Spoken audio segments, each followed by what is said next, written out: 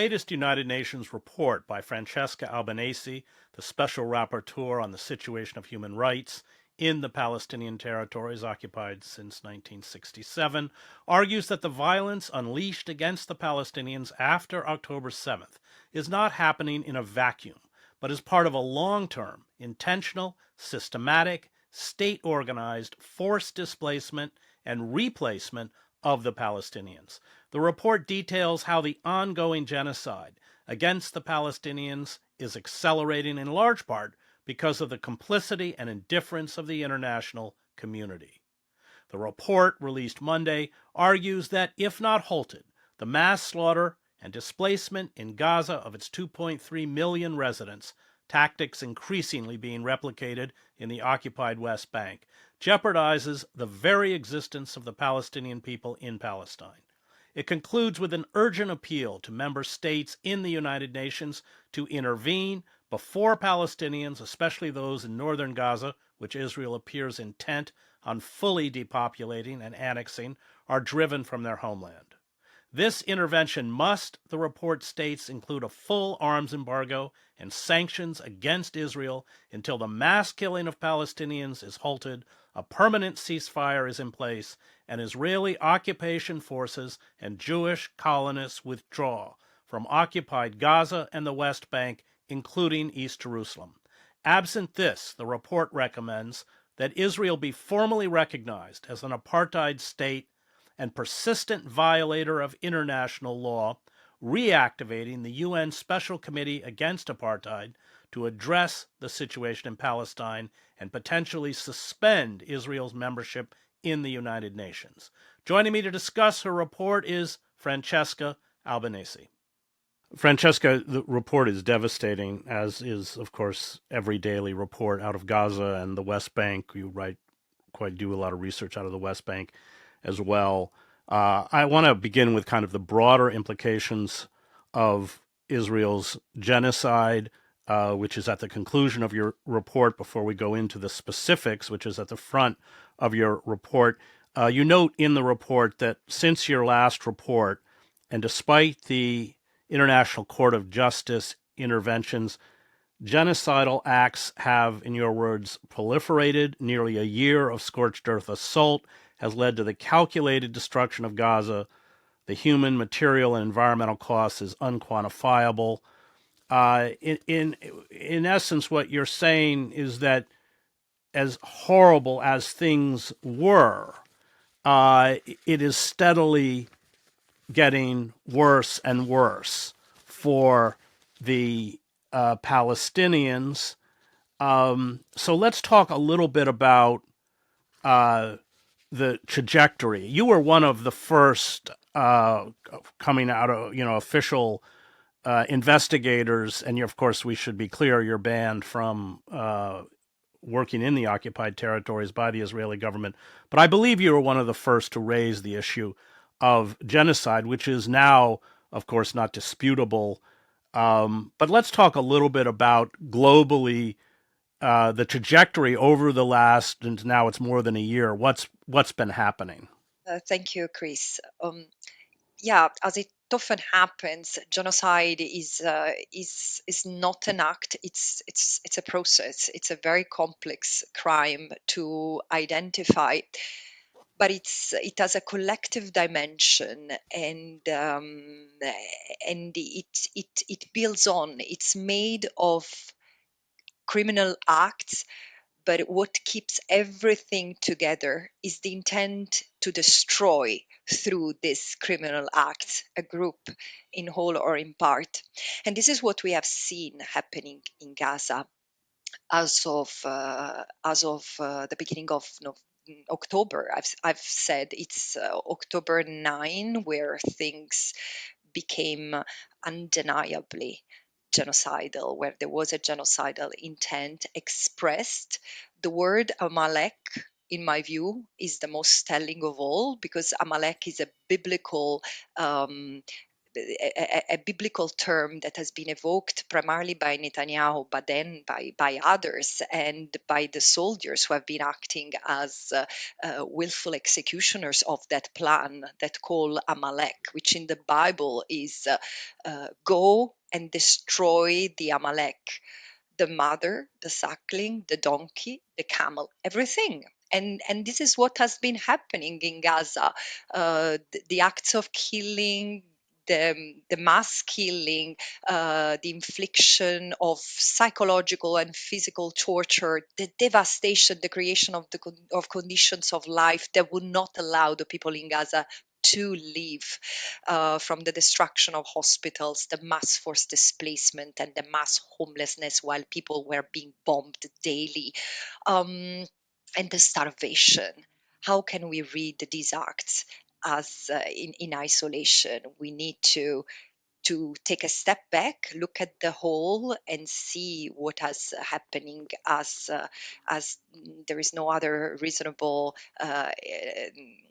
inference that can be drawn, even without looking at the intent as expressed by the use of the word Amalek, which is like chop the tall trees in Rwanda. This is the term that has marked this genocide. So, Francesca, you make the point that in order to categorize what's happening as genocide, there are innumerable factors. Mass killing, extermination, or an act of extermination in and of itself doesn't necessarily constitute genocide. You write in the report that the destruction of Gaza has raised allegations of what you call domicide, herbicide, scholasticide, meticide, cultural genocide, and ecocide. And then you note nearly 40 million tons of debris, including unexploded ordnance and human remains, contaminate the ecosystem. Over 140 waste sites and 340,000 tons of waste, untreated wastewater, and sewage overflow contribute to the spread of diseases such as hepatitis A, respiratory infections, diarrhea, and skin diseases. As Israeli leaders promised, Gaza has been made unfit for human life. So all of these we're going to talk about in detail. You document what's happening in detail, but just talk about the complete eradication that raises what's happening to the Palestinians to the level of genocide. Absolutely. In fact, what constitutes genocide is a specific number of criminal acts, like I mentioned, acts of killing members of the group when the group is identified as through four main criteria: ethnical, racial, national, or religious. And the group is targeted as such. This is the critical element.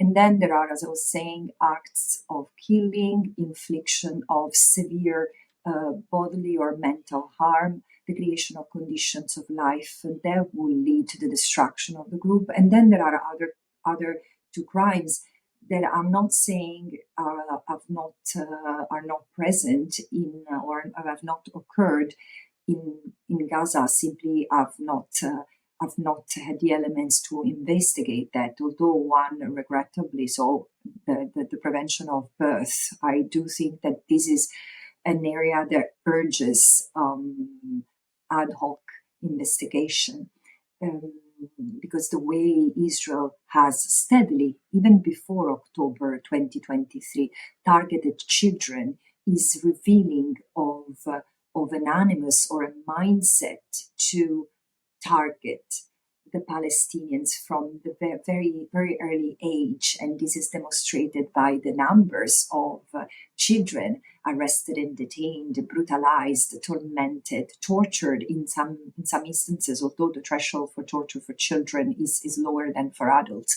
And the killings, the extrajudicial killings of children hit in the in the head and torso. These are elements that have always been there, Chris. So how come we have not seen it? We have not seen what was happening, the trajectory we were describing before.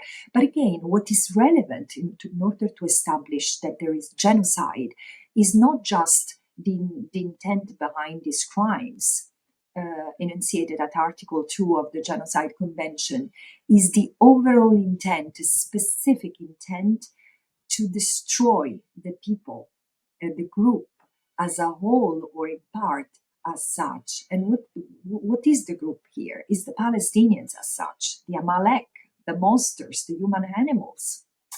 This derogatory language, this dehumanizing language has prepared the spirit of those who have ordered, planned, and executed the genocide.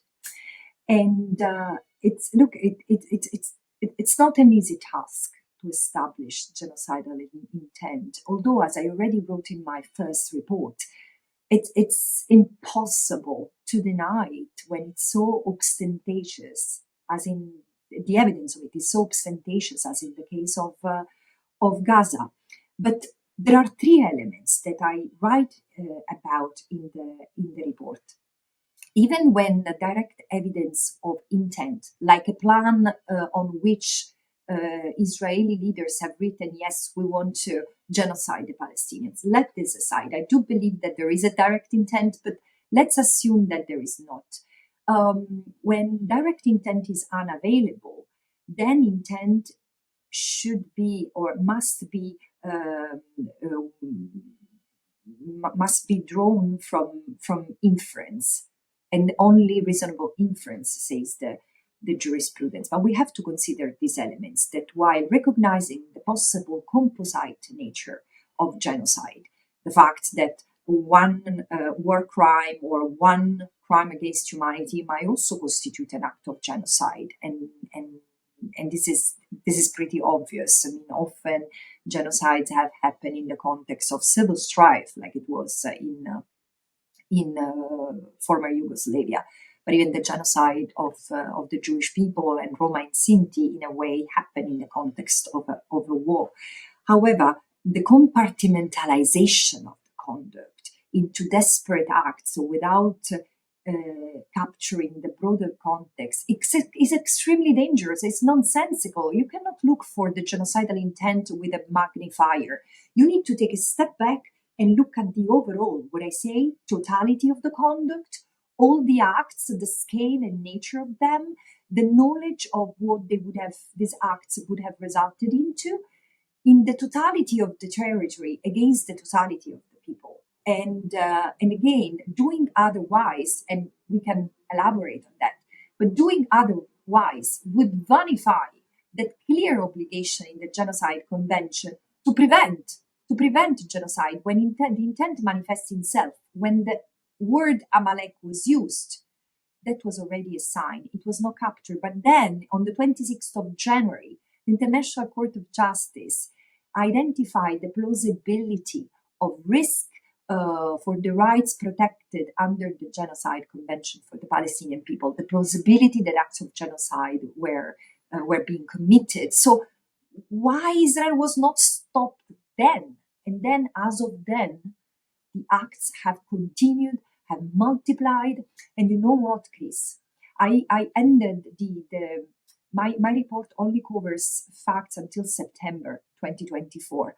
But just in the last 3-4 weeks, the crimes that have been committed against the Palestinians, the burning people alive, the bombing camps, refugee camps, and schools and UNRWA premises. This is and going home by home in northern Gaza, while the population is continuously exposed to the threat of starvation. What can it be? What can it be? So again, Israel continues to commit acts of genocide in Gaza, and the risk of this metastasizing to other parts of the occupied Palestinian territory is very real. Well, you make that point, and you spend time talking about the conditions in the West Bank, which are, of course, becoming worse and worse. I was in the West Bank in July you raised a very important point that none of it is new. What's new is the scale. So in 2000, the cartoonist Joe Sacco, who wrote Palestine and Footnotes in Gaza, and I took my vacation time to do it from the New York Times, went to Hana Yunis and wrote what we called a Gaza diary for Harper's Magazine, and just wrote day by day what life was like. The settlers were still there at Netzarim, and while we were in the camp, I speak Arabic, I heard through the loudspeakers, ta'al, ta'al, which means come, come. As the kids, the young boys, 10, 11, 12, were coming out of school on their way home from school. And then they began, the Israelis began through the loudspeakers on their Jeeps using curse words, Ibn Sharbuta, and these horrible terms. The kids naturally picked up rocks and they shot them. They were like, mice enticed into a trap. That article, and we had their names, the times they were shot, I mean, it was incontrovertible, led to my being told by the newspaper that I would no longer cover the Middle East. I would no longer be allowed to report out of the Middle East. So what we're talking about is scale, and I think you capture that in the intent has always been there, but the scale is unlike anything we have seen. I think you even argue greater than the Nakba. That's the first point I wanted to make. The second point, when you talk about dehumanization and Amalek, that's what I saw in Bosnia, where the Serbs referred to all the Bosniaks as Ustasha. And to be fair, a lot of the Bosniaks referred to the Serbs as Chetniks. These are World War II terms when the Ustasha were allied with the Nazis, and the Chetniks were Serbian nationalists who were fighting the Ustasha, separate from Tito's partisans. So I want to ask you about that, because essentially these historical terms are used, and of course the Israelis have referred to, as is also in your report, referred to the Palestinians as Nazis, but they historicize it. This, and I just want to ask you about that. That was true in Bosnia, and that's true in the apartheid state of Israel. Yeah, look, just for the sake of clarity regarding intent, and sorry to be the picky lawyer, but what I do say that has always been there is the potential to commit genocide, because the Greater Israel plan that has always been there, making the whole land of Palestine a land for the Jewish people only, had an eliminatory component for the Palestinians. Because as I write in the report, and I think this will resonate very strongly with all indigenous people, for the indigenous people, the land is not the place where they live, is who they are. It's part of the identity, and this continuous uprooting of the Palestinians en masse in big events in 1947-49, in 1967, and now as of 2023. These are instances where Israel seizes the opportunity to forcibly displace the Palestinians using very destructive means, but never the violence has been so acute and, in a way, intentionally, deliberately eliminatory, as in this case. So it's like the genocidal intent has been dormant in the veins of the system. But then the opportunity, the capacity, the circumstances that developed after October 7 have been such to prompt this genocide. And, while there have been these massive instances of forced displacement, forced displacement is not per se genocide, but again, it might be part of a genocidal conduct. Palestinians have been uprooted all the time, even individuals after individuals, family after family, and Israel has tried to take as much land as possible, inch by inch, home by home, dunum by dunum. And again, this is why in the report I describe that in this case, genocide is a means to an end. The end is the realization of greater Israel. They openly talk about removing the Palestinians from Palestine. They can go to Jordan, they can go to Egypt. There are over 20 Muslim countries. This is so racist. How can we even entertain such an argument without really stopping it and blaming those who use it, accusing those who use it of racism? But so, yeah, it has always been there, and things have escalated. At the time, Israel found that, yeah, they were ready, but then they did it Israeli. Yeah, I think it's been quite deliberate, certainly in Netanyahu's mindset, and the way they have presented and projected the Palestinians throughout the whole history of Israel. Nurit Peled, whom I often quote, talks of the quote-unquote Nazification of the Palestinians. So yes, there is this dehistoricization of the Holocaust. The Palestinians are blamed for the Holocaust. They are called Nazis, but also look at the language that Israeli leaders, military, political, and religious leaders have used after October 7. We are fighting for the civilization, for Western civilization against the barbarians. We are the light. We are the people of light, and these are the people of darkness. This language is not new. This has been used over and over in other settler colonial contexts and genocide in order to justify the crimes, the counterinsurgency, the countering terrorism, or the self-defense against these monsters. So this is the reality, how I see it. You write that jurisprudence had broadly focused on determining intent through what you call acts of targeting the very foundation of the group, including the imposition of living conditions leading to what you call slow death, and the destruction of the spirit, of the will to live, and of life itself. In other words, intent to destroy is assessed holistically and in totality.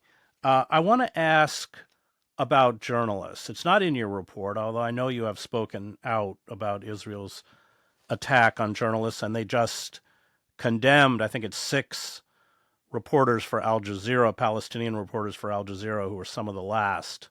The Committee to Protect Journalists is talking about 128 killings of journalists in Lebanon, West Bank, and Israel. I think the Palestinian figures are higher, 177.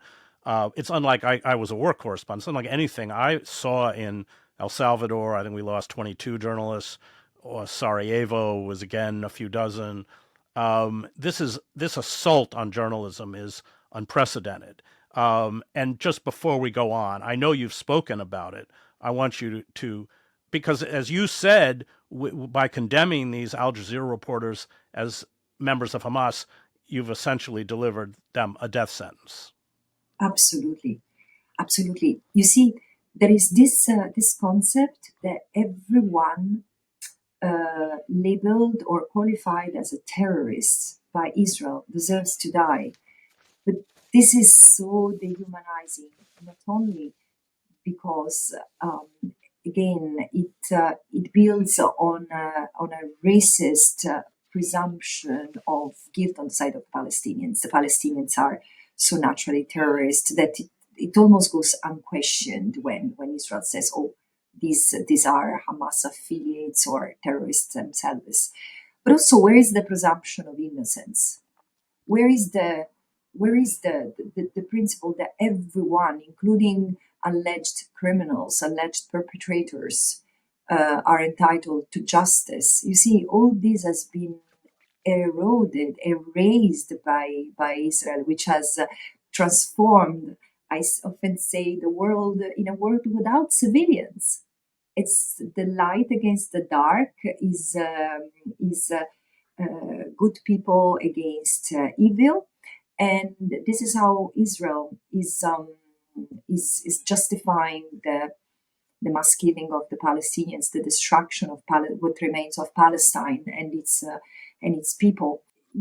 This is not just the conflict during which most journalists have been killed. This is also the This is also the conflict in which the highest number of UN officials have been killed. Yeah. The highest number of UN premises have been targeted. The highest number of hospitals have been targeted. All universities have been destroyed, and never a population has gone starving so fast.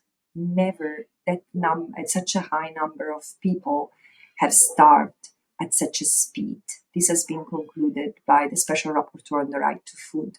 And the Commission of Inquiry in June this year said never a population or never a number of people of this proportion has been displaced at such a speed before. I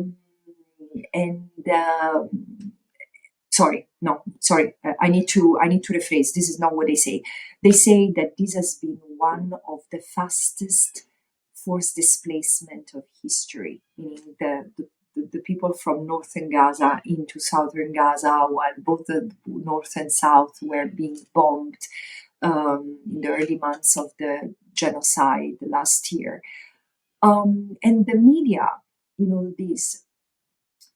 it's interesting. I was rereading Camus recently, and I found this quote, which is very telling. It says that the journalists are the historian of the instant, and as such, they should look at the facts, report on the facts. Of course, they can analyze, add their own interpretation, but they need to report on the facts in their nudity as they appear, and this has not been done. It's not uncommon that in the context of a genocide, the media contribute to play a critical and criminal role. This has been ascertained by international tribunals in the case of former Yugoslavia, in the case of Rwanda. But what is unique here is that this is not just the Israeli media who have amplified genocidal statements, genocidal calls, which have provided a platform to rapists to go, Israeli soldiers who had raped Palestinians, to go on show and rant about their right to rape Palestinians. It's not just that. And there have been critical voices among Israeli journalists. 972 does an incredible work. Haaretz as well has very good journalists, and they are honest about what's happening. In the West, the mainstream media has replicated and amplified lies. We have heard, and I said, sometimes I look at politicians and journalists who have repeated lies. The story of the beheaded babies, the Israeli babies from October 7 is not true. Does it take away the crimes that Hamas and other Palestinian armed groups have indeed committed against Israeli civilians, killing or brutalizing or taking them hostages? Of course not. But what's the need to talk about mass rape?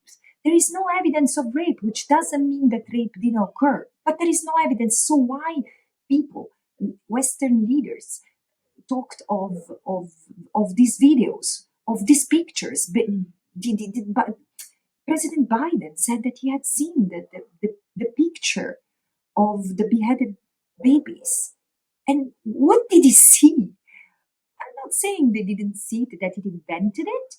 But again, where is the evidence? And 1 year later, there are countries like my own country in Italy where they are continuing to relaunch these lies. Why so? Why has Western media been so complicit with a genocidal mindset? Why it has covered up and why it has further dehumanized the Palestinians? And here, I think we are finally put in our as naked creators in front of a mirror as a society. This is who we are, extremely racist toward the Palestinians.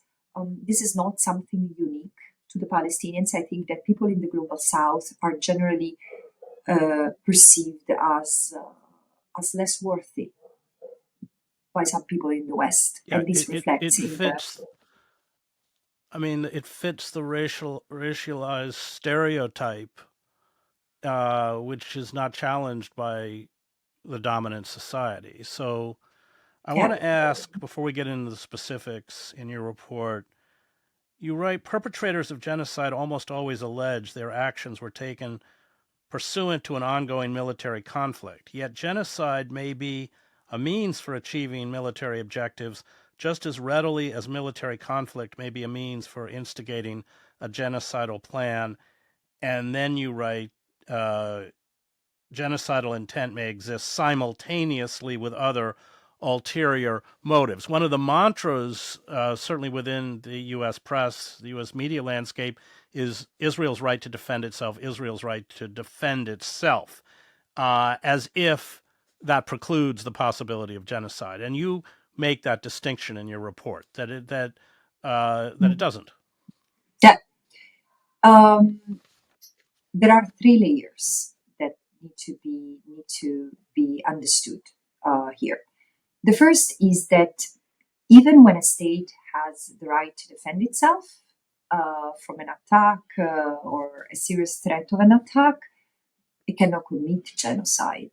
And the fact that the International Court of Justice, the supreme organ of the United Nations, had already identified this possibility, this likelihood, should have put Israel on notice, did put Israel on notice, and should have been an alarm for the entire international community, which should have not acted business as usual as of then. And instead, this has not happened. But also, I say in the report, people tend to confuse motives with intent. The intent is the determination, is when an individual, or here, I mean, in the report, I'm talking of state responsibility because this is critical, and I would be very happy to unpack that later. But it's the determination to destroy a group in whole or in part. And the masterminds behind it might have the most expert, might have different motives. Might want to do that to stay in power. Might want to do that because this is seen as a way to liberate the hostages, or might want to do that because they feel entitled to eradicate a political entity or its armed wing. But motives are irrelevant in international criminal law. In the case of genocide, we need to look at the intent, what eventually has manifested, like mens rea, like the mind that want to destroy. This is why we need to be very, very clear, because I hear people saying, no, but Israel doesn't want to commit genocide. They want to liberate the hostages, as if it was another intent that could be inferred. No, it's not. First of all, as you know from the report, as you have read it, and I debunk both the argument that it was even a motive, the liberation of the hostages. This is a mantra or a refrain that has helped Israel continue to fan the flames of attack against Gaza. So I debunk that, and I debunk the argument of eradicating Hamas. But let's spend a word on self-defense, because as you rightly point out, and it's shocking for me to see that, but member states continue to talk about the right of self-defense as if it was an existential, as if Israel was facing an existential threat that legitimated its wholesome war against another people. there is no self-defense that Israel can invoke against the people it maintains under occupation. Because look, the only context in which a state can invoke self-defense is when it's attacked or by another state, or the use of force is authorized by the Security Council. There is no Security Council resolution authorizing Israel to wage a war. But why so? Because Israel cannot wage a war against the population it maintains under occupation, because this population has the right to resist an unlawful occupation. Now, when I say that, I infuriate many, because they say, oh, you see, she's justifying violence. No, I'm just saying what international law says, because again, states have the right to defend themselves, and so have the people, especially people whose right of self-determination has not yet materialized. And therefore, there would be a conflict within international law itself if self-defense took precedence over the right of self-determination. Israel, the only way for Israel to protect itself, which is its sacrosanct right, is to withdraw from what remains of historical Palestine, withdraw the occupation, withdraw the settlements, withdraw its exploitation of Palestinian resources, as it has been ordered by the International Court of Justice in July this year, and then stop practicing apartheid against the Palestinians, including those with Israeli citizenship. You talk about one of the tactics being the humiliation and degradation of Palestinians. You write, prisoners stripped and sadistically tortured en masse, bodies of adults and children piled up and decomposing in the street, survivors forced to eat animal food and grass and drink seawater or even sewage, the maiming of thousands, including young children left limbless before they could even crawl, the destruction of homes and violation of intimate life, having absolutely nothing to return to, mass graves, and the exhumation and relocation of bodies are specific, desecrating acts which themselves can suggest genocidal intent. Combined, these acts go far beyond what international jurisprudence recognize as steps in the process of destruction of the group, and then you add the pain and loss will impact generations to come. Yes, absolutely. And I mean, that issue of trauma, and it's just sustained trauma. When I covered Sarajevo, we lasted as functional journalists about 3 weeks, and then we had to get out and recover before we came back in. The Palestinians can't get out. I can't even begin to imagine, and especially the effects on children, what week after week, month after month, this is doing. I mean, it's almost inconceivable in terms of the trauma that they're enduring. Yeah. But look, I mean, I don't mind to say that this genocide has affected everyone who was looking at it from near and far.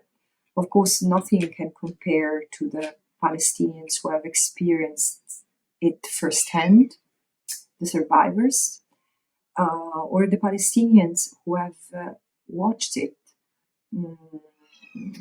broadcast from afar, the Palestinians in exile.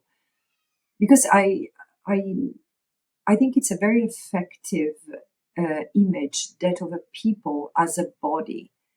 You chop a limb in a body, the entire body suffers. And so for a people who has been really victimized for 75 years, and for whom the Nakba, the catastrophe, has never ended. This is not an instance of the past. It has been continuous, ongoing.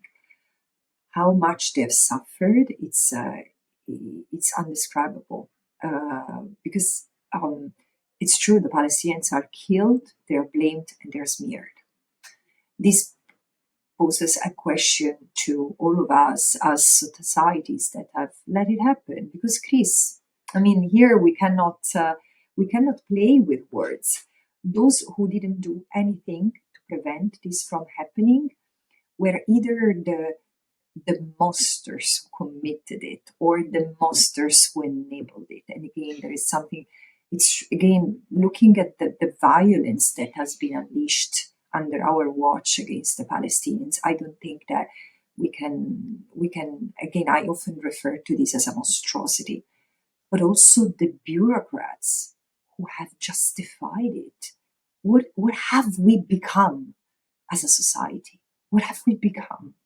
Watching the killing, the butchering of 17,000 children. Again, I think something inside me broke at some point this year. I thought I've become desensitized, but I'm not clearly. I mean, as I hear you reading parts of the report, I think, oh my God, yeah, tears come to my eyes, and I'm the one who wrote that report. Look, we have forced the Palestinians we have abandoned the Palestinians in an inferno that was a tragedy foretold. And Palestinians will bear the scars, will carry the scars, will carry the scars of this, and will carry the shame. This should have not happened, especially because of what the West is, how it has affirmed itself internationally for its soft power and its credo in human rights and an international law-based order. We have lost all our credibility. But we shouldn't have let it happen, especially because we failed to prevent the genocide in Rwanda, in Bosnia and Herzegovina, and more than anything else, we are the ones who have perpetrated genocides against colonial people and even against our own people. Because the Jewish people who were killed, were exterminated, were genocided during the Holocaust were our people. So again, this shows us that we have not improved at all from where we were 80, 90 years ago. And all the more now, we have let it happen with an international legal framework, which was perfectly fine to identify and stop it. Well, I think of all of the Holocaust studies programs which exist in almost every university, and I watch what's happening in Gaza, and my only conclusion is that they've learned nothing. Yeah, I agree with you. But Chris, I realized this year. There is such a disconnect among people, including my generation. I mean, I grew up. This is why now it pained me a lot when they started accusing me of anti-Semitism. It's something so revolting. Anti-Semitism is revolting, and so being accused of anti-Semitism makes no sense whatsoever for who I am. But especially because I grew up with this profound immersion in what the Holocaust had been, because this was part of my upbringing from school, but also from my family. I mean, I grew up in a family who educated me to basic values. And the thing is that I realized that we have confused we have reduced the Holocaust to the experience of the concentration camp, or the concentration camps. But in fact, the Holocaust, it was a culmination of it. The genocide was a culmination of a process that had started with the normalization of the dehumanization of the Jewish people. The fact that they could be kicked out of professions and their homes and every space that they had called life, simply because they were Jewish. And if we don't understand the racial element that characterized the racial discrimination that characterized what we have done to the Jewish people, we cannot understand what is still to be addressed and to be eradicated in our societies, which is racism. It's still there. Well, also, as Primo Levi pointed out, that the real evil is not external. It's within us.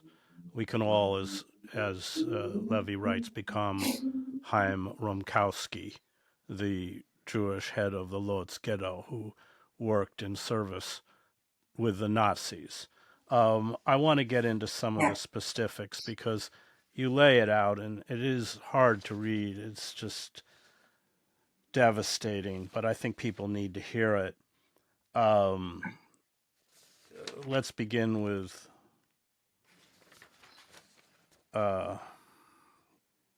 Gaza.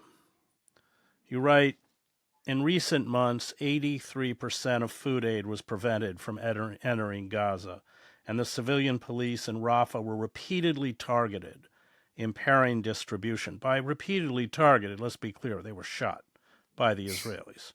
At least 34 deaths from malnutrition were recorded by 14 September 2024.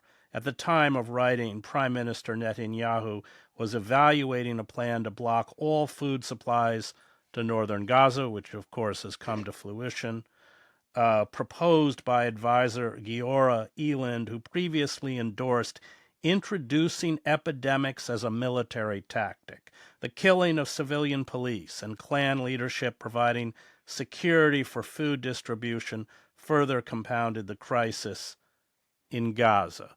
This is a targeted destruction of the remnants of any kind of civil administration. Yes. Yes.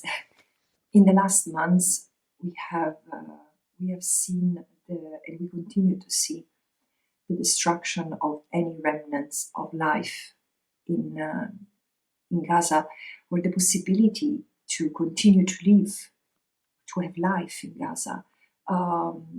Again, I think that what I tried to do in the report, because I have, I'm very limited in terms of word count, so I could only write 10,000 words,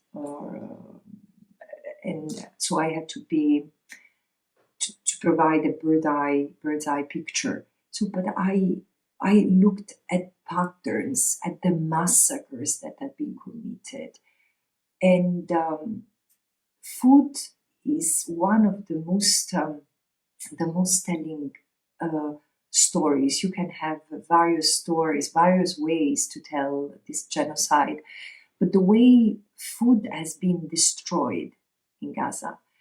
Gaza had, as you know, because you've been there, farmland which was cultivated with love and care by Gaza farmers, and it had boats to fish, despite Israeli restrictions in accessing the sea. This has been destroyed. Bakeries and other areas where food could be produced have been targeted. Humanitarian aid has been denied, and when it has been approved, it has been extremely limited. And even when it entered, it was targeted. So people were meant to be starved.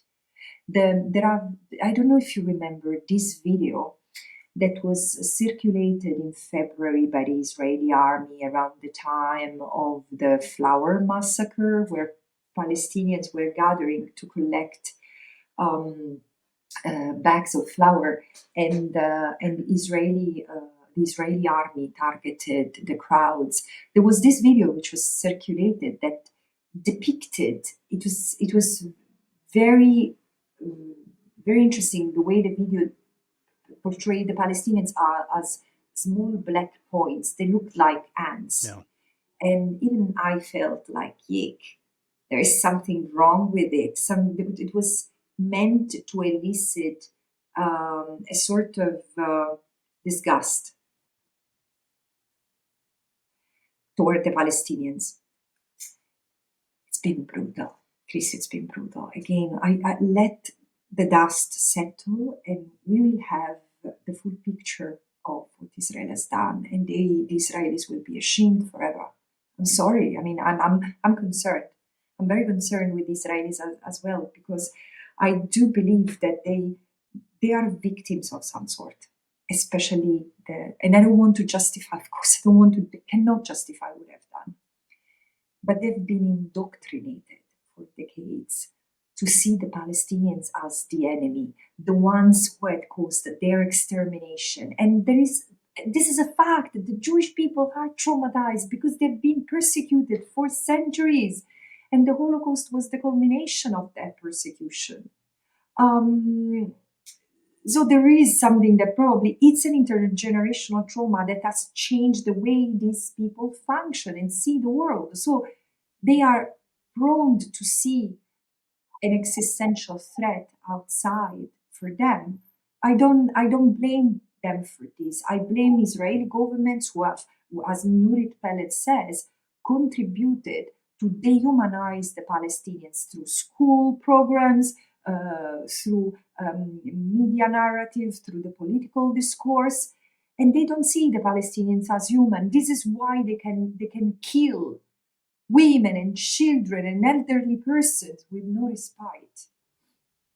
Well, Ilan Pappé wrote a book about that process of indoctrination several years ago. I want to talk about, as you do in the report, the Israeli torture camps. You write, thousands have disappeared, many after being detained in appalling conditions, often bound to beds, blindfolded and in diapers, deprived of medical treatment, subject to unsanitary conditions, starvation, torturous cuffing, severe beatings, electrocution, and sexual assault by both humans and animals. At least 48 detainees have died in custody, and of course, as we speak, thousands, certainly hundreds, if not thousands, of Palestinians are being detained and subject to these conditions in northern Gaza, especially in Jabalia.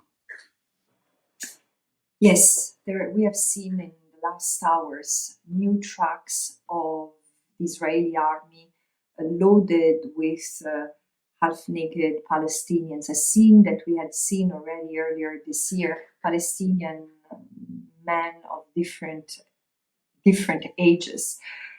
This is when it comes to arrest and detention, which is a topic that has been very dear to me as a lawyer, as I was there in Palestine, and it was shocking to me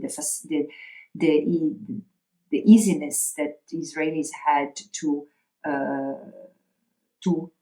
arrest and detain Palestinians, but really for things that were basic instances of life. And this is why when I became a special rapporteur, my second report was about arrest and detention. I've spoken of mass incarceration governance. So it was already there, and it was quite persecutorial toward the Palestinians. So it was arrest and detentions were used in a criminal way, as in a widespread and systematically arbitrary fashion before October. But what has happened after October 2023, it's incredibly telling of the destructive intent that Israel has had. Because look, let's assume for a second that Israel had the right to conduct a war in Gaza.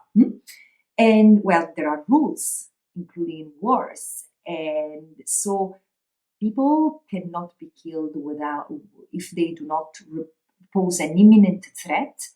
If there is a suspicion of crimes, they have to be investigated and prosecuted before being deprived of their freedom. This doesn't apply to the Palestinians, but let's even admit that Israel had the right to arrest all those who had been arrested in Gaza and have been detained in appalling conditions.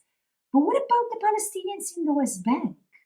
What did they have to do with what happened in Gaza? This is why I say we need to look at the totality of conduct against the totality of the people, because there was no Hamas military commander in the West Bank fighting the Israelis. Of course, there was also armed resistance, but because there is an unlawful, protracted occupation, we generate resistance.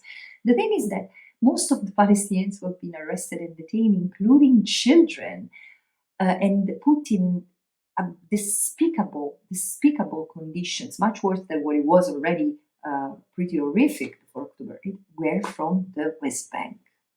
So this is why I say, look, there is no justification. And another thing that struck me is that I started receiving the reports from individuals of instances of torture and abuses, serious abuses in detention as early as January.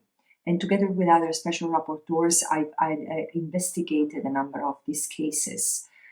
But what I then, as of February and March, reports started to be circulated by UNRWA and then Pikati, an Israeli organization, and then B'Tselem, which unveiled the system of the torture network that exists in Israel. And I remember one of the lawyers who had interviewed Palestinians who had been released from arrest and detention told me, I've never seen, I mean, it's very humiliating for a Palestinian. Like in general, there is a cultural element to talk about rape. And this time it was different. They were really desperate to tell what they had endured and denouncing rape as it had been used against them and others. So it has broken the taboo that you cannot talk about rape because it's being used in a widespread and systemic fashion. That was true in Bosnia too, with Srebrenica. I want to talk about the West Bank. You talk about, you call it the risk of genocide in the West Bank, including East Jerusalem. The devastation inflicted on Gaza is now metastasizing to the West Bank, including East Jerusalem. In December 2023, Israeli Defense Minister Yoav Gallant predicted that when what the IDF did in Gaza becomes clear, that will be projected on Judea and Samaria. That's the term that that's a settler's term for the West Bank.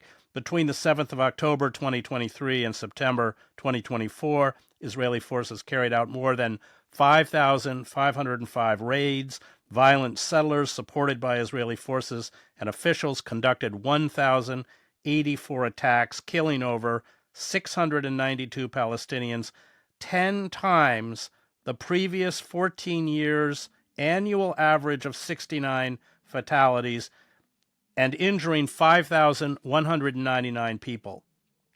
The pattern of targeting children is shocking. Since the 7th of October, 169 Palestinian children have been killed, nearly 80% of whom were shot in the head or torso. This represents a 250% increase on the previous 9 months, totaling more than 20% of the children killed in the West Bank since 2000. Echoing the brutality that swept Gaza, Palestinians in the West Bank have been subjected to appalling detention practices following orders by National Security Minister Ben-Gvir. A mass arrest campaign led to the detention of tens of thousands, with 9,400 currently detained. As in Gaza, many are academics, students, lawyers, journalists, and human rights defenders designated as terrorists or national security threats. Leaked videos and interviews with prison officials revealed intentional and systematic abuse and brutality, degradation, torture, and even rape. At least 12 detainees from the West Bank died as a result of torture and denial of medical care. I want to ask about the West Bank because I think it's often overlooked. I was just in Ramallah and visiting my friend, the novelist Atef Abu Saif, in July, and the day before I got there, the Israelis had come in to Ramallah, which is technically part of the, I think it's now 19% of the West Bank that the Palestinians under Oslo are supposedly allowed to administer without Israeli occupation or interference. And they had come in and burned the money transfer shops, the shops by which Palestinians received money from abroad. And when I left, Atef, and I came in through the King Hussein Bridge in Jordan, I asked him, for those of us on the outside, what's the most important thing that, other than speaking out, that we can do materially to help? And he said, food and clothing. So I'd like you to speak about the West Bank and what's happening, because I think it's often overlooked. And as your report makes very clear, all of the tactics that are familiar in Gaza are being accelerated on the Palestinian population in the occupied West Bank. Absolutely. I think that it's important to bear in mind that while our eyes have been fixated with no result, I mean, nothing has stopped the genocide, but have been fixated on Gaza, the situation in the West Bank has deteriorated dramatically, and it's clear from the facts that I reported that you kindly read. What has happened is that before October 7, what I thought might happen was a total collapse of the possibility of the Palestinians to live in the West Bank, and therefore to explode against the occupation. I don't think that the Palestinians had the capacity to initiate another intifada because of the matrix of control, because of the tight level of oppression over them. Let me just But interrupt, Francesca, yeah, because for people who don't understand, what Israel has done in the West Bank is encircle completely yes, through settlements, closed military zones, special roads, all this kind of. They've encircled Palestinian enclaves, essentially yeah, cutting themselves. And when you say they can't resist the same way, unlike Gaza, which is contiguous, what they've created in the West Bank are kind of Bantustan, completely surrounded yes, Bantustans, and they can choke it off. So for me to go from the King yeah, Hussein Bridge from Jordan up to Ramallah, it should take an hour. It takes 4 hours yeah, because you can't move. There's constant Israeli checkpoints, and those checkpoints, people are terrified because if you get they're flying checkpoints. They're not permanent. They just suddenly appear, and then people are hauled from their cars and they disappear, and etc. So yeah. when you talk about the inability of the Mm. Palestinians to build any kind of resistance, I think that's an important point. Yeah, and look, in my carcerality report, the report on arbitrary arrest and detention, I said the overall uh, occupied Palestinian territory is like a panopticon, a prison controlled Yeah. from outside and from within. And it has very much the aesthetics and the features of a large prison. It's not just Gaza. So for those who have never who have less experience than us in Palestine, the occupied Palestinian territory is totally fragmented. Yes, there is Gaza who has been isolated, but it's a contiguous area, like Chris was saying. And then the West Bank is is an area fully controlled by the Israelis. Because even in the areas, the Palestinian Authority has authority only in towns and cities. But even there, the Israelis conduct military operations and raids all the time. And outside of these areas, the Israeli army is ever present, and the settlers are the ones who control and who determine the security needs for the settlers and also the army in the areas. There are red lines that Palestinians, of course, cannot see, cannot know of, but if they are crossed, the settlers would call the army, and the army would arrest the Palestinians for simply walking on their land that the settlers think is theirs by divine decree. And you know, this land, imagine for the Palestinians, why the reason why, Chris, you call it Bantustans is that yes, the Palestinians lived in these pockets of land that are separated from each other, from areas, land controlled directly by settlers and soldiers, 400 kilometers of segregated roads, meaning roads that the Palestinians cannot even get into. And on the roads that they can use, there are 500, more than 500 fixed checkpoints, and then hundreds of flying checkpoints. And then there is digital surveillance and gates. Again, the aesthetic of the prison. And then there is also another part of control The Israelis cannot do anything from building a house, going to a university, traveling I mean, the abroad, Palestinians. getting The married. Palestinians. What The did I say? Palestinians cannot. You said Yeah, the the Israelis Palestinians. cannot. The Palestinians, yeah. Oh, good, good, good, good. Thank you, thank you. And on top of this, there is another layer of oppression and physical and mental restriction. Because the Palestinians cannot do anything without the army's authorization. They cannot build a home, they cannot get married, they cannot have a wedding or organize a vigil. They cannot open a business, they cannot travel abroad, they cannot change residence without the army's authorization. And the army it doesn't give permits. For example, think that of all the building permits that Palestinians apply for, 1% is authorized. The rest is denied, which means that the Palestinians often build, for example, without permits, and this leads to demolition. Israel has demolished until October 2023 60,000 civilian infrastructures outside situation of conflict, meaning it doesn't account for the homes destroyed in Gaza in 2008, 2012, 2014, 2021, 2023. There had been 5 major wars against Gaza before October 7. So the situation was devastating. And in West Bank, it was close to explode, because since this new government coalition came on board, they have advanced the annexation of what remains of Palestinian land. And annexation meaning acquiring, claiming title over the land that is not yours through the use of force, which is prohibited. So it doesn't. Israel, with this coalition government, has advanced annexation of Palestinian land, forced displacement of the Palestinians, further repression of Palestinians. 460 Palestinians had been killed in the 16 months prior to October 7. I have been a special rapporteur. 460 Palestinians and 60 Israelis.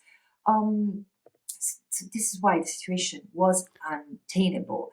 And in the West Bank is the settler colonial frontier, is where 700,000 Jewish settlers in the West Bank. Correct. 700, and this is something that your audience needs to think about. The reason why there is so much insecurity and so much violence in the occupied Palestinian territory and for the Palestinians, if I had to point to one element, is the colonies. Israel has built 300 colonies, 300 settlements which are illegal under international law. They constitute a war crime in and of itself, and now they are home to 300,000 settlers, Jewish Israelis who live in occupied land. So they are part of a criminal endeavor. And therefore, the situation was already worth investigation and prosecution by the International Criminal Court and others before October 7. But Israel has benefited and profited from an impunity that has intoxicated its officials, and unfortunately intoxicated its society, convincing them that they could really treat the Palestinians as disposable. I want to close by talking about, which is in your report, the signs of permanent annexation by Israel in both Gaza, in the West Bank, but in particularly in Gaza. You write, according to satellite imagery and other sources, Israeli soldiers have built roads and military bases in over 26% of Gaza, suggesting the aim of a permanent presence. The Israeli military expanded the buffer zone along the Gaza perimeter to 16% of the territory, flattening homes, apartment blocks, and agricultural farms. By August 2024, repeated evacuation orders over approximately 84% of Gaza had corralled the majority of the population into a shrinking, unsafe humanitarian zone covering 12.6% of a territory now reconfigured in preparation for annexation. In early September, 2 Israeli ministers openly called for conquest and annexation of significant areas of Gaza. I mean, we're seeing it as we speak in northern Gaza. The effort to drive the last 400,000 Palestinians in northern Gaza out through starvation and brutal attacks on densely populated areas. But you raise in the report the signs that they are already beginning a process of annexation in which Palestinians will not return. Yeah, yeah, this is what's happening. But I mean, as I was writing the last, I was adding the final touches to the report. I wrote about the plan that you evoked, Elad's plan to reconquest Gaza. This is not new. I mean, since the very beginning, soldiers have been on record saying we are here to destroy this place and occupy and resettle. So the idea that Gaza was theirs and had to be sort of the object of a reconquista has had a phenomenal impact on the mindset of the Israelis. The point is that Gaza is home or was home to 2.3 million Palestinians, and they have nowhere else to go. Actually, 75% of them are not even from Gaza. This is why I hit the roof when I hear people talking of Ghazawi, because they are not Ghazawi. They are 75% of them are refugees from modern day Israel and have their family properties mostly in the area of South Israel, Beersheba, and the kibbutz. In fact, the kibbutz who have been attacked. Now, I don't think that there is a link. This is the story of that place. So the idea that this can be resolved by kicking out the Palestinians or from what remains of Palestine is brutal. But also, again, it comes to mind who, how do you say in Italian, who seeds winds harvest storm. And this is what Israel is doing. That's taken from the Bible. Seeds the wind, reaps the whirlwind. Yeah. I want to close by asking, it's a legal point you make towards the end of your report. The ongoing genocide is doubtlessly the consequence of the exceptional status and protracted impunity that has been afforded to Israel. Israel has systematically and flagrantly violated international law, including UN Security Council resolutions, International Court of Justice orders. This has emboldened Israel's hubris and defiance of international law. As the prosecutor of the International Criminal Court has warned, if we do not demonstrate our willingness to apply the law equally, if it is seen as applied selectively, we will be creating the conditions of its complete collapse. This is the true risk we face at this perilous moment. Talk about that. Yeah, I think we are already in that uncharted territory. The system that has been built after the Second World War has been put on a test in Gaza, and it has miserably failed from a humanitarian, political, and legal point of view, because nothing has been enough, nothing has been sufficient to prevent and stop acts of genocide. And even as we speak, these acts continue. But it seems to me, and these are news of the past days, that the sense of impunity and Israel's hubris is not limited to Israel. I mean, even the United States have threatened to defund the United Nations if the General Assembly takes steps against Israel, because there is finally discussion about suspending Israel's from its membership to the General Assembly. But again, not because there are no other states committing violations of international law, but hey, here, first of all, we have a history of a state persevering in violating international law through and through, which led me to describe Israel as a persistent violator of international law. Therefore, it is to be treated as South Africa was treated at the time of apartheid, but also Israel is committed violations, including preventing the realization of the right of self-determination of the Palestinian people, which is the right to exist as a people.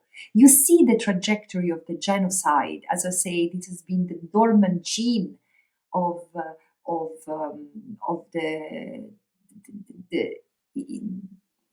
the colonial project that Israel has enforced in Palestine, bringing it to its most extreme consequences. Therefore, I do believe that the international community is living in a phase of schizophrenia, or probably we are already past that point. Part of the international community has accepted that the system can be sacrificed, that the system which was conceived and devised to protect us all, and it has protected us all, particularly in the West, not the rest, but us in the global North have benefited from it. And we will miss human rights very much and the United Nations system very much, multilateralism very much, when they will not be there anymore. And now the uncharted territory I was talking about is that we don't know what's going to be next. We have failed the Palestinians, but we have also failed the humanity that has mobilized to stop the genocide in Gaza. We have seen a critical shock in Western democracies that have turned more aggressive toward their own citizens, toward those protesting against the genocide, whose fundamental freedoms like freedom of expression and freedom of association have been curtailed. So you see, I think that there is much more in this moment that we are risking than the already unbearable price that the Palestinians are paying. And this is something that should worry all of us, that should make all of us, including those who are completely indifferent to the fate of the Palestinians or the Israelis, and should move them into sacrificing a little bit of their comfort and taking action so that an entire people doesn't have to sacrifice everything they have. Thank you. That was UN Special Rapporteur Francesca Albanese on her latest report on the occupied territories. I want to thank Diego, Max, Sophia, and Thomas who produced the show. You can find me at chrishedges.substack.com.